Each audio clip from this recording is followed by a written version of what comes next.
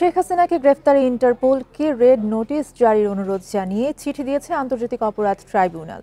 সাবেক প্রধানমন্ত্রী মানবতাবিরোধী অপরাধে জড়িত থাকায় পুলিশ মহাপরিদর্শকের মাধ্যমে এই চিঠি দেয় ট্রাইব্যুনাল। মঙ্গলবার দুপুরে এসব বিষয় জানান চিফ প্রসিকিউটর তাজুল ইসলাম। এদিকে গণহত্যার অভিযোগে যাত্রাবাড়ী থানার 4 কর্মকর্তার বিরুদ্ধে গ্রেফতারি পরোয়ানা জারি করা হয়েছে। জুলাইয়ে শুরু হওয়া বৈষম্য বিরোধী ছাত্র আন্দোলনে ছাত্র জনতাকে দমন করতে নির্বিচারে গুলি চালায় বিভিন্ন আইন শৃঙ্খলা বাহিনী ও আওয়ামী লীগ ও তার সহযোগী সংগঠনগুলো। আন্দোলনের তীব্রতা বাড়ার সঙ্গে সঙ্গে বাড়তে থাকে ক্ষমতাসীনদের নির্মমতার মাত্রা। ক্ষমতাকে কুক্ষিগত করতে সরকারি বাহিনীকে আগ্রাসী হয়ে ওঠার নির্দেশ দেন তৎকালীন প্রধানমন্ত্রী শেখ হাসিনা। এমন অভিযোগ স্বজনহারা পরিবারগুলোর। আন্তর্জাতিক অপরাধ ট্রাইব্যুনালে মামলার প্রেক্ষিতে তাই শেখ হাসিনাকে গ্রেফতারে রোববার ইন্টারপোলে চিঠি দেয় আন্তর্জাতিক অপরাধ ট্রাইব্যুনাল।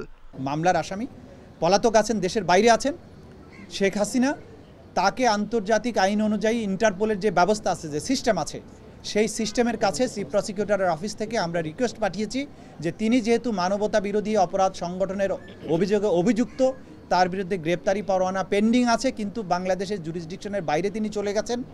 সেই কারণে আন্তর্জাতিক পুলিশিং সংস্থা হিসাবে ইন্টারপোল যাতে তাকে গ্রেপ্তার করার ব্যবস্থা নেয়। এদিকে যাত্রাবাড়িতে গণহত্যার ঘটনায় ওই থানার ওসি তদন্ত জাকির হোসেন সহ 4 পুলিশ সদস্যের বিরুদ্ধে গ্রেফতারি পরোয়ানা জারি হয়েছে। নিরপরাধ কোনো পুলিশকে হয়রানি করা হবে না জানিয়ে সবাইকে নিশ্চিন্তে দায়িত্ব পালনের আহ্বান জানান তাজুল ইসলাম। যাত্রাবাড়ি থানার তদানীন্তন ওসি তদন্ত জাকির হোসেন, সে এখন পলাতক আছে। এই জাকির হোসেনের বিরুদ্ধে সহ আরও 3 জন পুলিশ অফিসার যারা যাত্রাবাড়ির অ্যাট্রোসিটির সাথে, যাদের ব্যাপারে আমরা অকাট্য প্রমাণ পেয়েছি, এরকম 4 জন অফিসারের বিরুদ্ধে আমরা গ্রেফতারি পরোয়ানা চেয়েছিলাম, আদালত সেটা মঞ্জুর করেছেন। কোনো নির্দোষ পুলিশ অফিসারকে হয়রানি করা হবে না।